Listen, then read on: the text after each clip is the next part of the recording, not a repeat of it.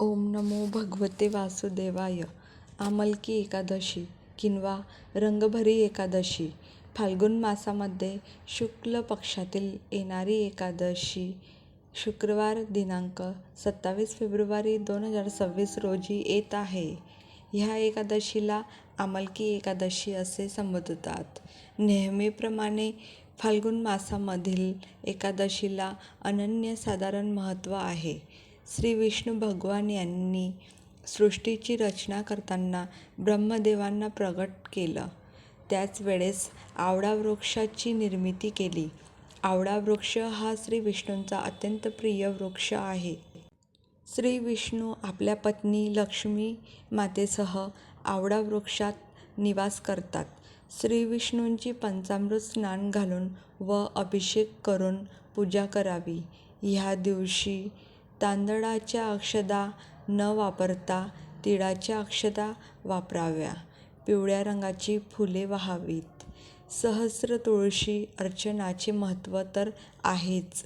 गाईच्या तुपाचा दिवा लावून आवळ्याचा नैवेद्य दाखवावा.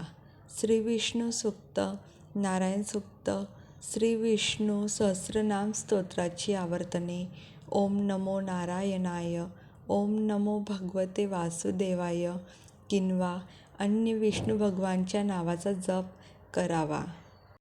हे व्रत केल्याने शारीरिक आणि मानसिक स्वास्थ्यता, जन्मजन्मांतरीचे पाप नष्ट होतं, वैकुंठ धाम प्राप्ती होते. उपवास जरी नाही केला तरी दशमी आणि एकादशीला भात, मसूर व वांगी खाऊ नये. कोणाबद्दलही अपशब्द काढू नयेत. शक्य असल्यास आवळ्याच्या वृक्षाची पूजा करावी आणि शक्य नसल्यास आवळा प्रसाद म्हणून अर्पण करावा किंवा आवळे वृक्षाचे दान करावं. आवळा वृक्षाची पूजा करून तुपाचा दिवा लावावा. आवळा वृक्ष नसल्यास 5 किंवा 7 आवळे ठेवून आवळा वृक्ष आहे असा भाव मनात आणून तिथे तुपाचा किंवा तेलाचा दिवा लावावा. ह्या एकादशीस शिव-पार्वती विवाहानंतर प्रथमच काशीला येतात अशी मान्यता आहे की ह्या दिवशी शिव-पार्वतीच्या घरी श्री विष्णू शिव-पार्वतीसह अबीर गुलाल खेळतात. त्यामुळेच ह्या एकादशीस रंगभरी एकादशी असेही संबोधतात आणि होळी उत्सवास सुरुवात होते. एकादशी प्रारंभ गुरुवार दिनांक 26/2/2026 रात्री 12:34 एकादशी समाप्ती शुक्रवार दिनांक 27/2/2026 रात्री 10:33 एकादशीचे पारणे शनिवारी दिनांक 28/2/2026 सकाळी 6:54 ते 9:06. आमलकी एकादशीचे व्रत, कथा आणि महत्त्व. आमलकी एकादशी या एकादशीचे पवित्र व्रत विष्णू लोकाची प्राप्ती करून देणारे आहे. हिंदू धर्मामध्ये एकादशीला फार महत्त्व आहे. एका वर्षात 24 एकादशी येतात. जेव्हा अधिक महिना येतो तेव्हा यांची संख्या 26 असते. प्रत्येक एकादशीचे विशेष महत्त्व आहे. त्यातील एक म्हणजे आमलकी एकादशी होय. आमलकी म्हणजे आवळा. जसे नदीमध्ये श्रेष्ठ स्थान गंगा नदीला आहे, देवांमध्ये श्रीहरी नारायणजींना श्रेष्ठ स्थान आहे, तसेच आवळ्याला शास्त्रामध्ये श्रेष्ठ स्थान प्राप्त झालेले आहे. नारायणजींनी सृष्टी रचनेसाठी ब्रह्माजींना जन्म दिला. त्यांनी सृष्टीची रचना केली तेव्हाच आवळ्याच्या वृक्षाला सुद्धा जन्म दिला. आवळ्याचे झाड हे पूजनीय आहे. त्याच्या प्रत्येक अंगात ईश्वराचे स्थान आहे. व्रतकथा. कुंतीनंदन विजया एकादशीचे महात्म्य ऐकून आनंदी होते. धन्य होत होते. विजया एकादशीचे महात्म्य ऐकल्यावर कुंतीनंदन भगवान श्रीकृष्णांना विचारतात, फाल्गुन महिन्यातील शुक्ल पक्षाला येणाऱ्या एकादशीचे काय महात्म्य आहे? कुंतीनंदन खूप विनम्रतेने भगवान श्रीकृष्णाला प्रश्न विचारतात. त्यांची विनंती ऐकून भगवान श्रीकृष्ण म्हणाले, फाल्गुन महिन्याच्या शुक्ल पक्षाला येणाऱ्या एकादशीला आमलकी एकादशी म्हणतात. भगवान श्रीकृष्ण म्हणाले, हे कुंतीनंदन, या एकादशीचे पवित्र व्रत विष्णुलोकाची प्राप्ती करून देणारे आहे. या व्रताची एक प्राचीन कथा आहे, ती मी आपणास सांगतो, ती शांतपूर्वक ऐका. प्राचीन काळी महान राजा मांधाताने वसिष्ठ ऋषींना प्रश्न केला की, महर्षीजी, आपण जर माझ्यावर प्रसन्न आहात तर मला असे व्रत सांगा की ज्याने माझे कल्याण होईल. महर्षी वसिष्ठजी बोलले, हे राजा, सर्व व्रतांमध्ये उत्तम जे शेवटी मोक्ष देते असे व्रत म्हणजे आमलकी एकादशीचे व्रत होय. राजा मांधाता बोलले, महर्षीजी, मला सांगा, या आमलकी एकादशीच्या व्रताची उत्पत्ती कशी झाली? हे व्रत कसे करतात? महर्षी वसिष्ठजी बोलले, हे राजा, मी तुम्हाला या व्रताची पूर्ण माहिती देतो. हे व्रत फाल्गुन शुक्ल पक्षात येते. या व्रताचे फळ प्राप्त केल्याने सर्व पाप नष्ट होतात.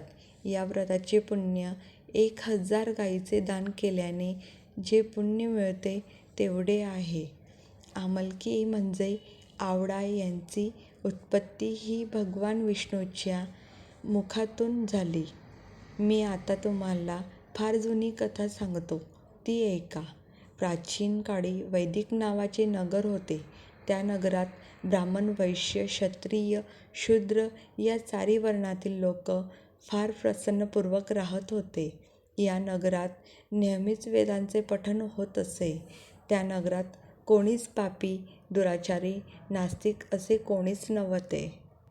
नगरामध्ये चैत्ररथ नावाचे चंद्रवंशी राजा राज्य करीत होते.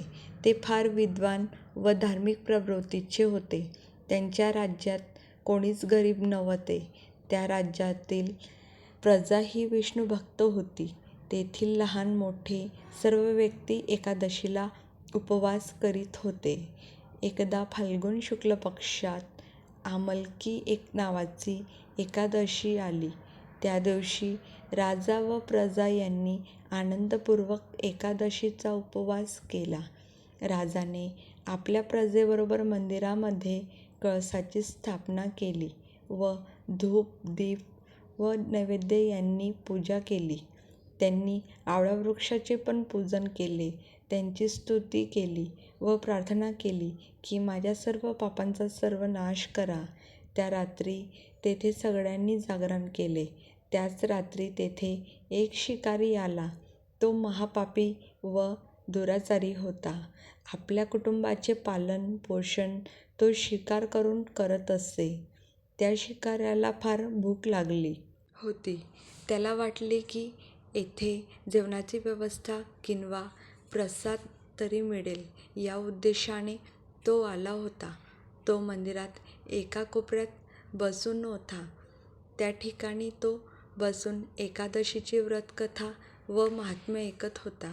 या प्रकारे त्या शिकाऱ्याने संपूर्ण रात्र इतर लोकांसोबत जागरण करून काढली.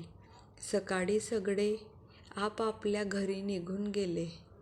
शिकारी पण घरी गेला व जेवण केले. काही दिवसांनी त्या शिकाऱ्याचा मृत्यू झाला. तो फार पापी होता. त्याला नरकात जावे लागणार होते. पण त्या दिवशी नकळत त्याच्याकडून एकादशीचे व्रत, उपवास व जागरण झाले होते. त्यामुळे त्याचे सर्व पाप नष्ट झाले होते व त्याला पुण्याची प्राप्ती झाली होती. त्याला पुढील जन्म देण्यात आला. त्याचा राजा विदुरथच्या घरी जन्म झाला. त्याचे नाव वसुरथ असे ठेवण्यात आले. वसुरथ पुढे तिथला राजा बनला व तेथे चांगल्या प्रकारे राज्य केले. त्याच्या चेहऱ्यावरील तेज सूर्याप्रमाणे होते. त्याची कांती चंद्राप्रमाणे, क्षमेची प्रवृत्ती पृथ्वीप्रमाणे होती. तो अत्यंत धार्मिक, सत्यवादी, कर्मवीर आणि विष्णुभक्त होता. तो प्रजेला पुत्रवत प्रेम देत असे. रोज दान धर्म करत असे. एकदा राजा वसुरथ शिकार करण्याकरता गेला. त्याला दिशेची माहिती नसल्यामुळे जंगलात तो रास्ता भटकला. तेथेच एका झाडाखाली तो झोपला. काही वेळाने तेथे डाकू आले. राजाला एकटे पाहून ते ओरडत होते, "मारा याला मारा. " या राजाने आपल्या वडील, आजोबा व इतर भाऊ-बांधवांना मारले व काहींना राज्यातून काढून टाकले. आता आपण याला मारून बदला घ्यायला पाहिजे. एवढे म्हणून डाकू राजाला मारू लागले. डाकू अस्त्र-शस्त्राने राजावर वार करीत होते, परंतु ते अस्त्र-शस्त्र राजाच्या शरीराला लागताच नष्ट होत होते व राजाला फुलांप्रमाणे जाणवत होते.